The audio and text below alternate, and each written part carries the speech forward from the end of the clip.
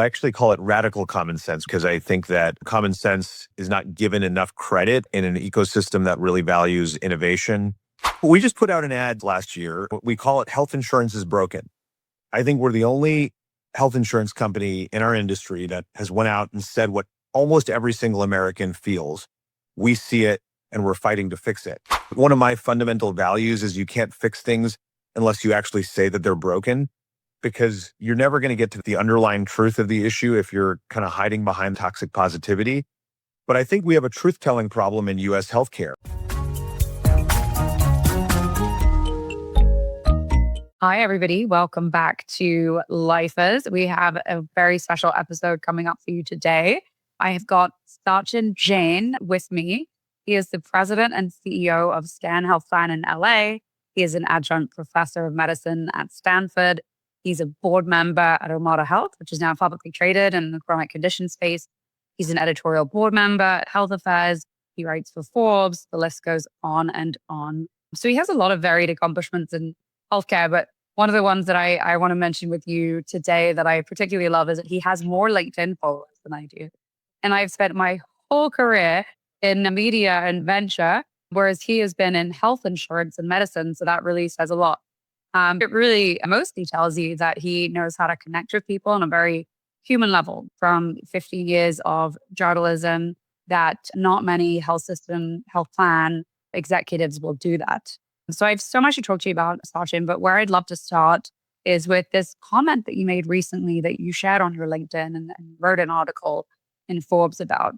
And you said that healthcare today, the fix that we all need is common sense. And it's not the hiding behind the complexity that you see all the time. So can you give me an example just from your own day-to-day life and experience of something that you did that was just rooted in common sense that made a difference?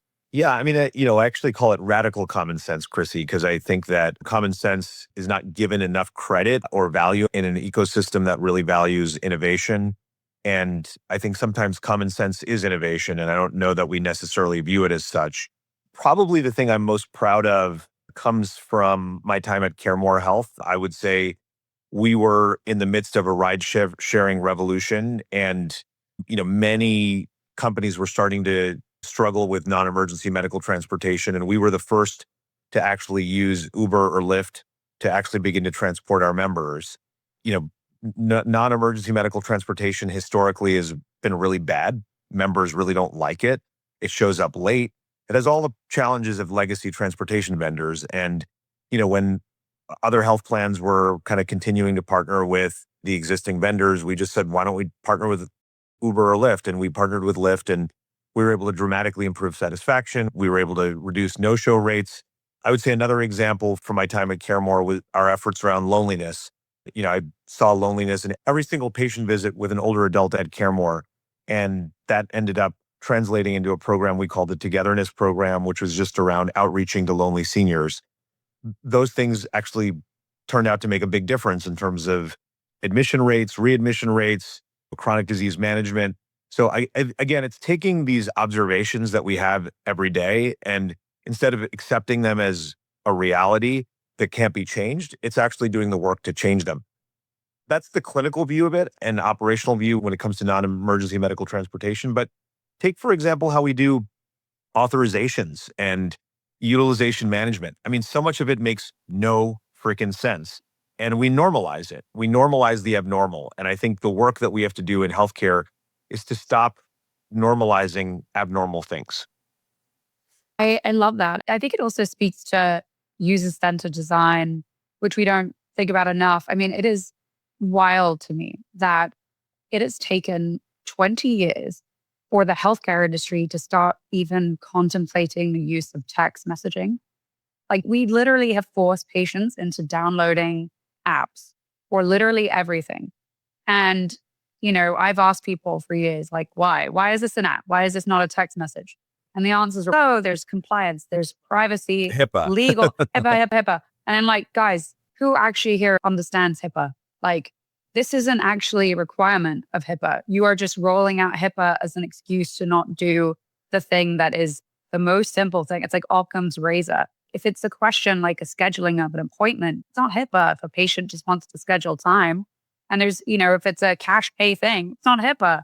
Like there are other rules that pertain to privacy and we should protect privacy and we need to ask for consent and all that good stuff. But sometimes it feels like we go to the place automatically of the most annoying thing to make a patient do. And then we use all these excuses to justify it versus doing the simple thing and then looking for the fixes to make it possible.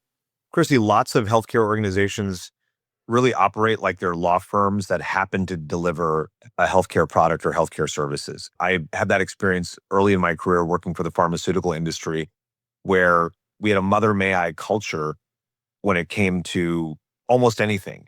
And the reflexive answer was always no. And so I think, part of what we're talking about here is the broken culture of leadership in healthcare, which sometimes ends up being more about compliance with rules than it is about actually doing the right thing.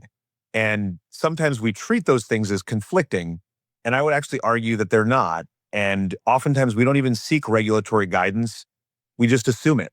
And we sometimes assume wrong. And digital health has been besought with that kind of thinking, unfortunately. The number of times I would say, well, let's ask the regulators what they would think. The answer is like, no, we don't want to actually trigger them to think about this. We don't want their attention. And the truth is that that's not necessarily a very pro-innovation stance. There has to be a collaborative partnership between the people who regulate healthcare and the people who actually are trying to change healthcare. And what I learned over the course of my career in government, pharma, managed care, health systems is really that we take a risk-averse view to almost everything. We start with the most risk-averse view. And instead of thinking, how do we actually help this patient or how do we actually make things better for people? And we give a lot of power to people who know rules. I think we have to flip the script a little bit and start seeing the rules as things that we need to comply with, but at the same time, how do we actually push the real underlying intent to be the thing that we actually care most about? Okay, so I'm going to put you on the spot a little bit here, but I know you can handle it. Imagine I'm a chief marketing officer. Are you my worst nightmare or are you the greatest thing that's ever happened to me in my career? Because most healthcare executives, like you said, are entirely focused on risk. It's all coached. They're so worried about offending people that they say absolutely nothing. I think I'm your best friend. I mean, we just put out an I ad. hope so. We just put out an ad this last year. If you haven't seen it, look it up. It's on YouTube. And we call it Health Insurance is Broken. I think we're the only health insurance company in our industry that has went out and said what almost every single American feels, which is that our industry is broken. And we actually put up example after example of patients being mistreated by their insurance company. And we don't actually say that we're better. We actually end the ad by saying health insurance is broken. We see it and we're fighting to fix it. Doesn't mean that we've fixed it. And I will say, I got calls from executives at companies that saying like, why would you put this out? How does this advance the conversation? They said, oh, the whole system is broken. It was the response. Like we shouldn't take disproportionate responsibility for it. And I say that that's BS. I think that we actually have to take responsibility for the parts of the dysfunction that we individually own. It's too easy to kind of fall back into the broken system hypothesis. It's the easiest answer of all. Oh, the whole thing is broken. But guess what? We're all part of the whole thing, and each one of us contributes to that brokenness from our part of the ecosystem, including you, Chrissy, as a person in the media. Again, I think that we all have to own our brokenness and then, kind of work to fix it. And in venture, I'm investing some Yes. brokenness that's here. Exactly. I 100% agree.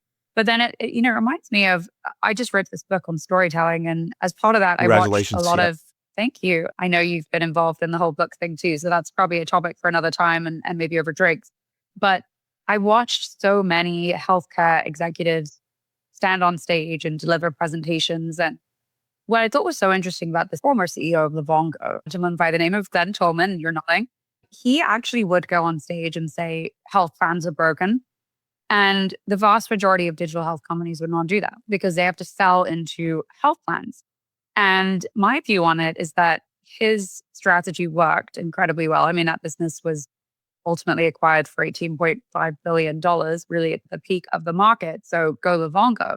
But also, every health plan executive should know that health plans are broken. We all think that health plans are broken. So they're not saying anything incredibly novel. I can't think of anybody I know that would be offended by that. And yet, the vast majority of digital health startups will not throw shade on anybody or anything in the Well, system. nobody throws shade, right? I mean, I think we're so toxically positive. I mean, maybe we can take the conversation in the direction of venture. I'll put you on the spot. I mean, we have known fraudsters in our industry, and only a small number of insiders actually know that like the fraud was committed. We don't actually tell the story of it. And then, frankly, they get funded again for their second company and their third company and their fourth company. And, it's a self-perpetuating system. I think that we have to call things as they are more. One of my fundamental values is you can't fix things unless you actually say that they're broken, because you're never going to get to the underlying truth of the issue if you're kind of hiding behind toxic positivity. But I think we have a truth-telling problem in US healthcare, which is like all of our patients, all of our customers know exactly what's going on. But when you go to HLTH or any of the big industry forums, we're like celebrating God knows what. And I think It's all that's gravy. Yeah. yeah, it's all gravy. And I think that cognitive dissonance is the thing we have to solve. I think solving it will unlock the real ingenuity of the people to actually solve the problems, and not the fake ingenuity that I think that we claim. Yeah, I 100% agree on toxic positivity. I think also it's so hard to be an entrepreneur in healthcare. When I started in the industry, some of these companies like Armada were just getting started. 14 years to IPO, right? I think that company is amazing. I think Sean's amazing for his fortitude. I've had 3 different business cards in that time, right? And I've had 10, like, and my husband who invests in things like fintech and cybersecurity, like often jokes that the things that I was doing 15 years ago, these companies that he's been backing, they're on their third thing at this point and third exit. Meanwhile, like Sean, he's hardly got any other company left by the time he IPOs because he had to sell so much of it through so many rounds of venture financing. So these businesses are not super capital efficient. It's hard. And yet, when was the last time you heard about a company or a founder in the space saying, this is the playbook. This is years of me trying and failing. And I want to give you this playbook so that you, next generation of founder, don't make the same mistakes. I don't see it ever. I'm begging and pleading these founders. I'm like, please tell me, give me the playbooks, because this is the only way that we have a chance is we help each other. I think you're right. I mean, I'll tell you a funny story that's playing out right now at Scan. There's a really talented, probably the most talented young person at the company who reached out to me recently saying, I'm exploring a job at a venture-backed company. I'm going to be a co-founder. And I said, just tell me a little bit about the offer. And they offered him 35 bips. And I said, I get offered more than that for advisory work with venture-backed companies. And so, the truth is, if you're 27 years old, you don't know that. You don't know that that's a really, really bad deal. Those investors are also like really not thinking straight, because why would you want a co-founder to have such little equity in the business? They have no incentive to keep going. Like, There's a very bad signal. The interesting thing is there's a lot of good investors around the table, right? And so it's just one of those things where, I think if we shared more of the wisdom, you're 100% right. If we told each other the truth more, then I think people would have better outcomes and they would actually be able to make a bigger difference.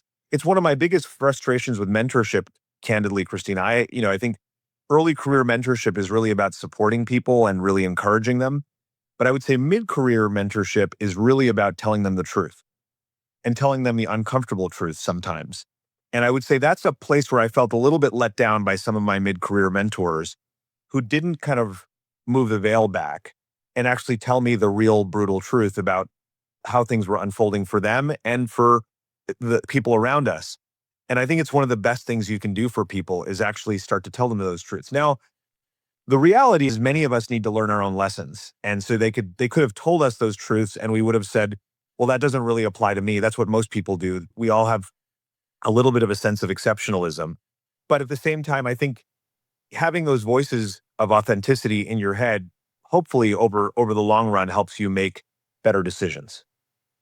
okay, so along these lines, one of my frustrations is I have I ask for, tactical feedback a lot. And I get things like, I hear a lot like, oh, when you pitch a health plan, you have to make sure you understand their needs and that you've reached the right champion internally.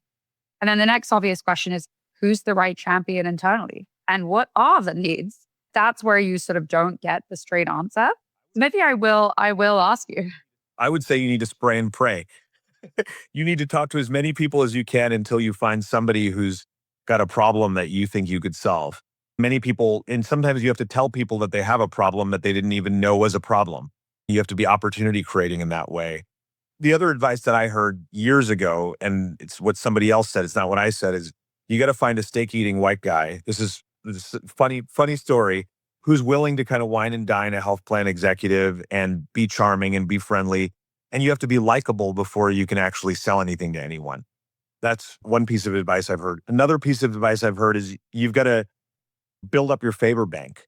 You do things for people without any immediate expectation of return so that when you actually need something like a sale, somebody feels a little bit indebted to you for something that you've done for them before. I've seen that work actually really well for some people. I'm thinking in particular of Marshall Vada, who's an operating partner at Nautic Partners. I think that's his whole business model. He's a genius in that regard. And he gives without any expectation of return, but at some point there's going to be a return. And I think it translates really, really well for him in the businesses that he's involved with. Yeah, I often actually tell people that, like, if I get asked for advice, which I think is so funny, because I'm like, what advice do I have to give? But I like to think that in your 20s is a really good time to do a job where you, as part of that job, get to give a lot of people free things and favors. I think actually journalism is great for that reason, because you literally are like spotlighting people and giving them attention. And you don't really ask for that much in return. As much as we think the media is flawed, and I agree with probably most of it, that is a great way to build up a network of people that have a lot of just general goodwill around you if you are ethical and trustworthy and you do the job well. So I think that's to your point, like, spend at least some portion of your life in a role where maybe you make less money, but you're just doling out favors everywhere you look. The analog to that is an early career job in government at a time when there's a lot of legislative activity and a lot of program activity. I saw that work out for a lot of people in the Obama administration during the High-Tech Act years, as well as the launch of CMMI. I think a lot of people built a lot of relationships that way. I think that's a great analog. Hey everyone, we'll get right back to the conversation after a word from our sponsors. Today's episode is brought to you by Arbiter, the care orchestration platform. In a healthcare system full of silos, Arbiter is a unifying layer. Backed by one of the largest early funding rounds in health tech history, Arbiter brings payers, providers, and patients together on one intelligent platform, routing referrals to the best in-network option, managing authorizations and outreach, and coordinating appointments seamlessly. See how it works at arbiter.ai. So I did see you put out predictions. I always feel like a little bit, unsure of whether I want to do predictions every year, but I like yours because they aren't so much the kind of rosy, optimistic. By the end of 2026, AI will have been our savior. Predictions of that I've seen from a lot of folks. So I like what you put out there on longevity. It was fascinating. GLP-1s. I want to ask you first, though, about the longevity rise of concierge medicine, because you did put that. You said, I think function could get even bigger. I recently had a chat with Rushika, who I think you know well. Sure, absolutely. And we were talking about concierge medicine, and he's like, on the one hand, totally get it, because a lot of my physician friends are very burnt out. This opportunity on longevity and concierge medicine, running your own practice, it's great. It's entrepreneurial. It's like a whole new way to live and be a doctor. On the other hand, he said, I'm desperately worried about the fact that our system relies, which is about 3.6 physicians per thousand, relies on large patient panels. And every time a great primary care physician goes to work for a digital health company or a concierge longevity practice, 1,000 people lose their doctor. And I think that's very real. We're seeing crazy wait lists. Like, nobody's got a primary care doctor anymore. It's a huge problem, especially with my generation or younger. So I'd love to ask you about that. Yeah, look, I think the natural fix has been labor arbitrage, right? We've moved a lot of primary care to nurse practitioners and PAs. Before long, we're going to be replacing nurse practitioners and PAs with RNs. And before long, we'll be replacing RNs with community health workers and health coaches. I think I've just described the business model for almost every health services startup in the last 10 years. But what I will say is the frustration is so high with the current system that there is an opening for both physicians and patients to pursue an alternate path. And I think that's what you're seeing. The worry that I have is that the alternate path sometimes comes with, kind of an unstable scientific base. We're becoming a little snake oily when it comes to some of the claims that we're making and some of the tests that we're recommending and some of the approaches that people are pursuing. And so what I really worry about, kind of the loss of the primary care base in the same way that Rushika worries about it. But I also worry about the rise of scientific commercialism in some ways, where we're selling a lot of things that have limited underlying scientific basis because they sell, because they speak to people in some way, shape, or form. My brother the other day reached out about Prenovo, and he said, "Oh, should I get this, full body MRI?" And I said, "Sure, if you're prepared to get some biopsies when they find some inevitable spots that may be nothing or maybe something." And everyone's worried about, the false negative, but no one's that worried about the false positive.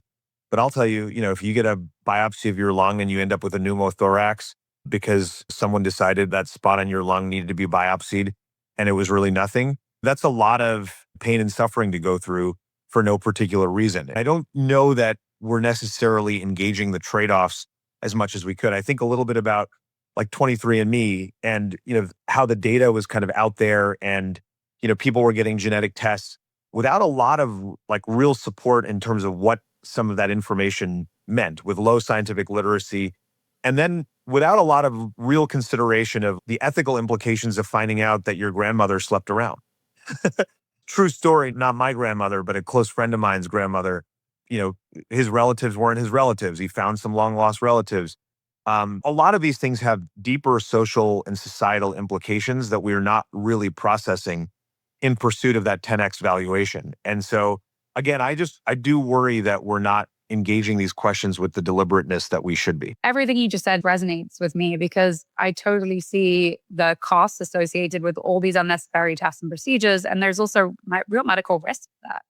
But then at the same time, as an individual on a patient level, if I think about friends and family members who have gone and gotten a Prenovo test and it found something, or just recently we had a family member who went in for a routine hernia surgery and they found stage 3 cancer that would have been stage 4. And at that point, nothing could be done if she had even waited 6 more months. So the system misses things all the time, which is where I think people on an individual level find themselves really gravitating to these things. And then one could argue, if I can pay for it, why not? I could see why you as a payer might think, well, I'm not going to pay for that because it's going to increase all sorts of costs, not just the cost of the procedure itself, which is in the thousands of dollars that Prenovo is charging, but then also the cost of all these people coming in and getting the tests and biopsies and scans. I mean, it's an unbelievable cost. So I can see your hesitation, but how do you trust mine as an individual patient and then a family member and a friend, kind of even above all that? Well, I think about it a lot from an older adult's perspective, where the procedures that people are getting that are very valuable for the healthcare system oftentimes have very low value for them. And, in many cases, actually subject people to morbidity and sometimes mortality that's unnecessary or that could be avoided. And so I do think that the American public writ large, without a real clinical education and without anyone to adjudicate this information for them, is really left to figure it out for themselves. And that's a really dangerous place to be. And to tie it back to where we were earlier in the conversation, this is where having a strong primary care physician could really make a difference for people, is help them adjudicate the risk and the benefit. But right now, if I'm going to a direct-to-consumer MRI and then I find something and I don't have someone trusted to really process that finding with me, then I'm actually just creating an epidemic of medical anxiety in this country. And I think that that is what we're doing to a large extent. How many people who have Oura rings and who are getting, function blood tests are now I've got one too, not wearing it right now, but we are developing a degree of medical anxiety around things that are completely normal. It's okay, Chrissy, you slept 5.5 hours last night. No big deal. You're not some sort of aberrant. But, when we kind of train people on things that may not be really important signals of anything, we may actually be doing more harm than good. And again, I think these are the challenges that we're going to have to grapple with. It is where I think consumerism is really going to fail patients. I don't think we should really be turning everyone into a nation of healthcare consumers. I think we should give people a primary care physician or a guide who's going to help them navigate all of this, because there's only going to be more of it going forward. So I think we're on the precipice. I wouldn't be surprised if it happened within the next couple of months where there's going to be an announcement in the New York Times that somebody's like officially got an AI, LLM physician kind of approved by various regulatory bodies and trained through really well-known kind of academic programs. So is the answer then that everybody just has a primary care LLM and then only sees the human being in cases where perhaps it's a bit more complex? Maybe, but so much of what physicians do goes beyond the diagnostics, right? And a lot of it is providing the care navigation, providing the clinical judgment that really incorporates a lot of patient-specific characteristics. I'm thinking about a healthcare journey that my wife and I are on right now. We would be nowhere without a physician to call and really help us navigate and also guide us, where to go next and where to go after that and where to go after that. And again, I think one of the major assumptions that's kind of misplaced right now is that we don't actually have science for every situation. And so judgment actually matters. And, you could say the LLM can be trained on that judgment by like looking at large number of cases. But I do think that there's a human element to it that gets lost in the LLM. So, I still think humans are going to be necessary to provide their judgment, their instinct, their counseling, their coaching, their compassion. And again, maybe, the LLMs will be able to provide all of that too. But I do think there's still a role for humans in the delivery of care. I don't think that's going away. Yeah. I mean, I'll give an example. Like, I don't know if you guys have ever gone to do the therapy thing with LLMs, but like, you ever have a fight with your spouse? You should For sure. you should talk to ChatGPT about It's it. so affirming. It's so affirming of your It's BS. so affirming. It just tells me I'm 100% right. Yeah, I understand why you're worried, Christina. I understand why you're worried about Your that. spouse sounds awful. You should divorce them. Like, they suck. You are perfect. So that probably feels good in the moment, right? And I think some people have even gone further where they're like, I'm actually just going to have a ChatGPT boyfriend or girlfriend. But that is, to your point, that worries me a little bit in a healthcare context, because I don't know that we do a great job of this now. But in theory, a human being could be someone to tell you, like, hey, this thing that you have a lot of anxiety about, you probably are okay. But this thing over here that you're not paying attention to, this is what I'm worried about. And I think it's that human to human that maybe we don't take as seriously as we might, because we're in a space of just like tech is our savior versus like something, Well, I think Christy, I reflect on this a lot. I do think you and I live a little bit in sort of like a LinkedIn tech ecosystem that is like an echo chamber for itself. And I think I have a lot of friends who live in what I call the real world, real hospitals, real clinics, who aren't in our echo chamber, who think, I think appropriately, that a lot of what gets discussed in our echo chamber is, horseshit, pardon my French, and frankly, rent-seeking behavior by business interests in healthcare. A lot of it is to try to really make things better, and a lot of it is to try to make up the arbitrage between what CMS pays for something and what it actually costs to deliver. And I think more of it is in the latter category, unfortunately. We don't have a lot of true, health tech success stories where something has really meaningfully changed, where there's been like a real meaningful change in health outcomes. It just hasn't happened. And I think it's worth pausing and reflecting why. 100%. And I think now we aren't doing any of that pausing. We're just going straight into thinking that AI is kind of the next iteration of it. So I think that's very true. So, you mentioned real healthcare, and I want to bring up employer sponsored, because that is actually where the vast majority of Americans today get their health insurance. It's through work. And I think you've been one of the few people that's been very vocal about the problems with that model. By the way, I'm so aligned. I think it is the original sin. especially given we talked about earlier in this conversation, how many jobs have we all had in the last 15 years? You've had 3, I've had 6. The average tenure for both of us is like 3, 4, 5 years. That's pretty normal. Statistics back that up. I think the average is 4. So how did we end up here? And what kinds of incentives does that create when you've got somebody that you need to care about for 4 years and then 4 years later they're going to a competitor? Yeah, I mean, I'll skip the history lesson on World War World II War II and and, all the the things. mistake of But history. but what I'll say, I've been really frustrated with kind of all the value-based care happy talk in U.S. healthcare because you can't do value-based care in 1-year increments. You just can't.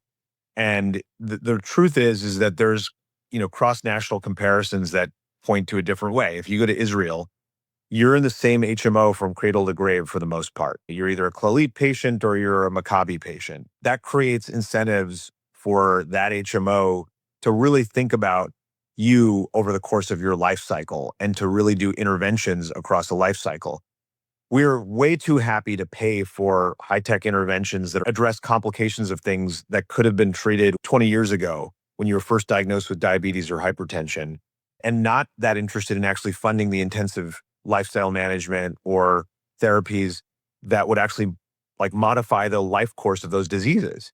It's a fundamental misallocation of capital. Like if we were designing a health system from scratch, we would invest in prevention and early management of chronic disease, and we would go really hard at those things. Instead, we do the exact opposite in US healthcare. We invest really heavily in high-tech intervention to address the totally preventable complication, the retinopathy, the ESRD, the cardiovascular disease. Like all of these things are modifiable if we thought differently about how we paid for healthcare. It's a very personal question for me. I lost my father a couple of years ago. He was a diabetic, diagnosed when he was 40 years old. Had he had intensive interventions between the age of 40 and 50, he might still be sitting here today. Instead, he died on dialysis after a hip fracture. The reality is that we are not really thinking about this the right way. It's a non-radical common sense approach to thinking about things. And I think we have to find a way. The Trump administration has to think about this in a radical common sense perspective. If they're going to do health reform, they're going to blow up Obamacare, blow up the exchanges, do whatever they're going to do. I think they have to think about, how do you actually put dollars into the hands of patients to buy an insurance product that is a 5 or 10-year product, not a 1 or 2-year product. So when you sign up, you're signing up for the long haul. And, I think Americans are too obsessed with choice. They're too obsessed with freedom to make change. And the reality is we have to kind of get people into long-term relationships with health systems, healthcare providers, health insurance companies, so that we can actually see the economic alignment of investing in prevention early in people's lives. Yeah, I couldn't agree with that more. And I think on the one hand, like ICRA, which is a topic that I've spent a lot of time thinking about, I think it does present that opportunity for continuity. If you could take the tax-free money that your employer has given you and go get a health plan, but the destabilization of the ACA obviously would be, it's not a tailwind. It's not a good moment for ICRA, which is originally a Trump era policy. I don't spend a lot of time thinking about ICRA. I guess I would just ask you, why hasn't that approach kind of taken off more? Why aren't there more ICRA plans? I'd started to. I think it's, my guess is that it's somewhere around 1 million maybe enrolled at this point. We don't actually know. There's no data out there. Okay. But that's the estimate that I've seen. So it's starting to. I've talked to a lot of CEOs that have said we've evaluated it, especially CEOs are themselves running healthcare companies because they see the problem with insurance. But the fact that we don't know the fate of the subsidies has led to a lot of folks thinking that, yes, you'll see small gains through moving to ICRA and real estate in the form of savings, but risk associated with the exchanges being in this very much up in the air place. So if you want ICRA to succeed, you also have to have the Affordable Care Act and the exchanges continue to be stable. And I worry about, is Trump going to let ICRA, which is his own idea, suffer because they're not going to continue something that was technically a brand associated with Obama, which is the Affordable Care Act. I wish we could just call it the Trump Act or like Trump Care, just let it continue, because there's a lot to like about the idea of the individual market. So that's what I'm keeping an eye on. Got it. But speaking of, I do think we're at a crisis moment. And I'm sad to say that this crisis has me feeling terrified, but it also has me feeling there is a glimmer of optimism, because there are things that have changed for the better in moments of crisis in US healthcare. And right now we're in a cost crisis. Clearly, costs are going up to absolutely record levels. And we have a technology crisis. And I'm not just referring to AI. I'm referring to all these high-priced therapeutics. I'm referring to innovations that relate to more complex surgeries, with all these things to pay for. I mean, look at cell and gene therapies, millions of dollars a pop, right? And a system that is just absolutely bloated and unable to pay for it. Do you see, I know I'm forcing you into toxic optimism, but is there anything through the crisis moment that we are in that feasibly feels like it could change in light of that?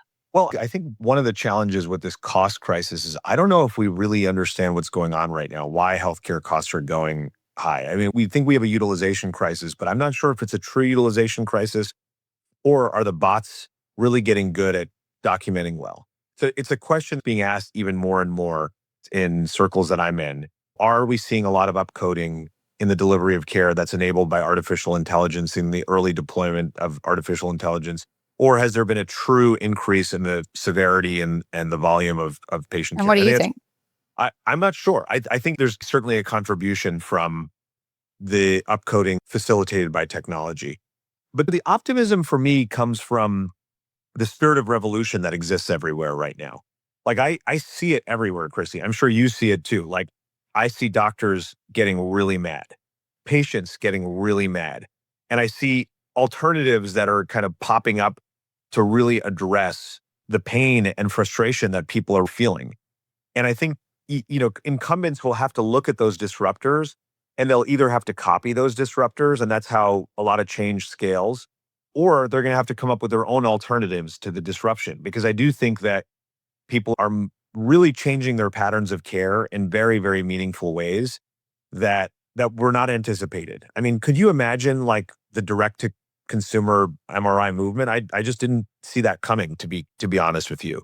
And so if you're a big academic health system that has like a lot of fixed infrastructure and a big radiology department, a big expensive radiology department, what do you do when people start going out of network or buying these services themselves? I think that a lot of this is going to force some cost containment and rationalization that has never really happened, because we've had up and to the right for every sector of healthcare for the last 10 or 15 years.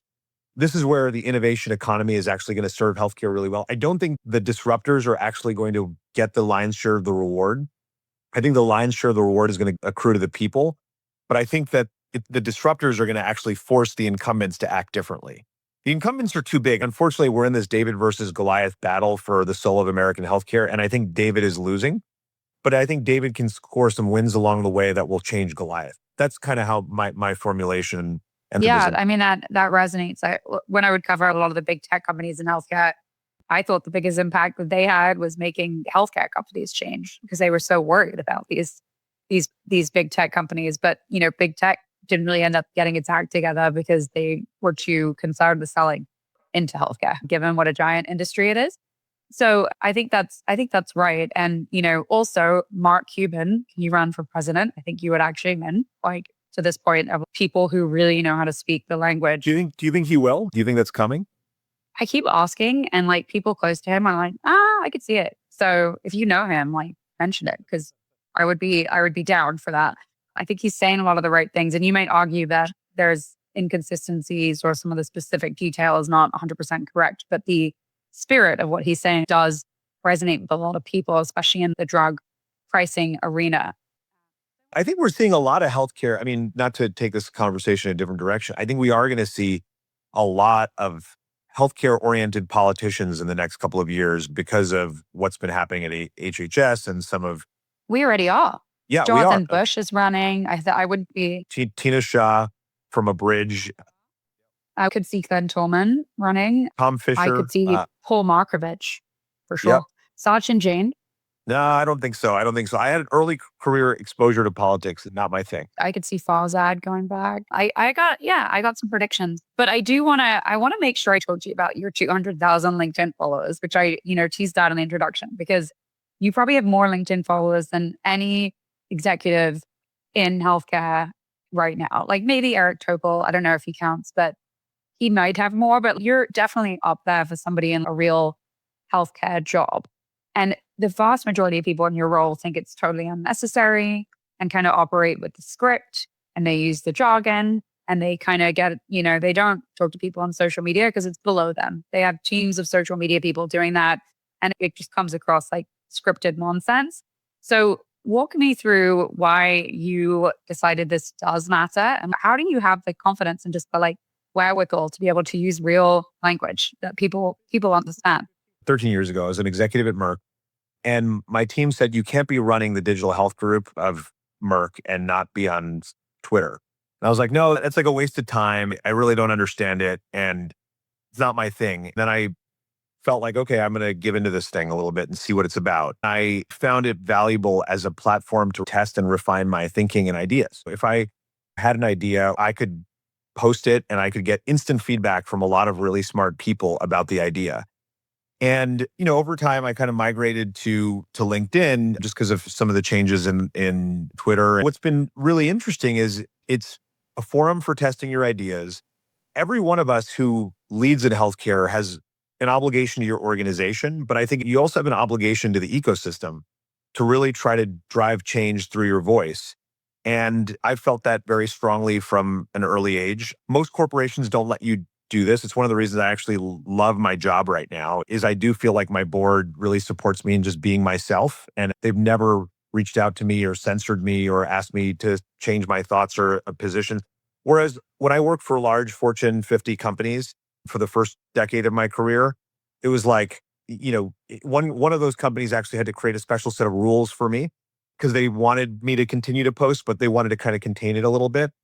I recently had an executive who's joining the company soon ask me if I had any rules around social media posting. They said, we see what you do, but are you going to limit what I do? And I said, absolutely not. We all exist in a forum of ideas. And I think ideas change the world in both expected and unexpected ways. And so that's why I do it. Some people ask me do you spend your whole day on LinkedIn and writing LinkedIn? And absolutely not. I'm a fast writer. People assume it's takes so much time, and I just because know. they see you post once a day, and I'm like, guys, I posted when I was in the queue to get a Starbucks. Exactly. That's how long it took. It was 5 minutes. You were scrolling on Instagram and I was posting.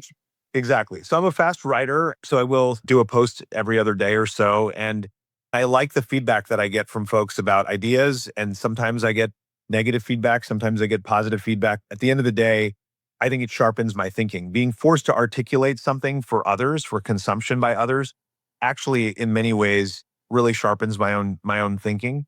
And I'm sure you've experienced this. I think it attracts haters too, and that motivates me. Candidly, that energy actually motivates me. I think that's part of it as well. I appreciate the exchange with people out there, and I find it personally valuable to spend the time to write something that hopefully is worth others reading. It definitely helps my thinking.